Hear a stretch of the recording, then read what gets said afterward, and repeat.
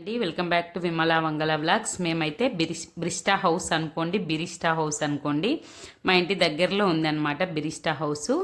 So మనకి 1 year అయిన సందర్భంగా మా ఆయన అయితే మాకు పార్టీ ఇచ్చాడనమాట. మాకు ₹1 రాకపోయినా ఏమైనా తింటారా అని చెప్పి ఇందులోకి బ్రిస్టా హౌస్కి అయితే తీసుకెళ్ళినాడు. సో ఇది డీమార్ట్ దగ్గర, డీమార్ట్ నుండి స్ట్రైట్ వచ్చి సుభాష్ నగర్ రోడ్డుకి ఎంటర్ అయితానే ఉంటుందండి ఈ రెస్టారెంటు.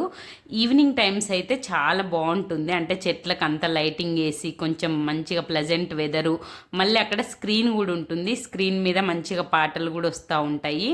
చాలా బాగుంటుంది. ఇక్కడ ఉన్న చెట్లకంతా ఇక్కడ ఫ్యామిలీ కూర్చోనికి సైడ్ గోడల్లాగా బ్యాంబో స్టిక్స్తో అడ్డం పెట్టారు. సో ఇక్కడైతే కనిపిస్తుంది కదా స్క్రీన్ ఉంటుంది. అయితే కింద చిన్న చిన్నగా రాళ్ళలాగే ఉంటుంది. సో ఇదైతే ఇంటికి దగ్గరలో ఉంది, మా ఇంటికి దగ్గరలో. సో ఇది అదే సుభాష్ నగర్ రోడ్డు ఉంది కదా, దాంట్లో స్టార్టింగ్లోనే ఉంటుంది. చాలా బాగుంటుంది రెస్టారెంట్. అండ్ ఈవినింగ్ టైమ్స్ అయితే చాలా బాగుంటుందండి. ఫుడ్ కూడా చాలా బాగుంది. మేమైతే ఫుడ్ని చాలా బాగా ఎంజాయ్ చేసాము. మా మ్యారేజ్ యానివర్సరీకి కూడా వెళ్ళింటిమి. సో ఇక్కడైతే నేను చికెన్ మెజెస్టిక్స్ చెప్పాను ఫస్ట్ అయితే. సో మేము ఎక్కువ ఆ రోజు ఇంట్లో ఆల్రెడీ ఫుడ్ ఉందని చెప్పేసి జస్ట్ స్టార్టర్ తినడానికే వెళ్ళినాము. సో చికెన్ మెజెస్టిక్ అయితే చెప్పాము, బోన్లెస్.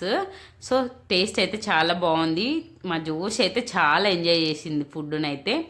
ఈ చికెన్ అంటే ఇప్పుడు పిల్లలకు అసలు చికెన్ ఇష్టం లేని పిల్లలు ఉండరు కావచ్చు.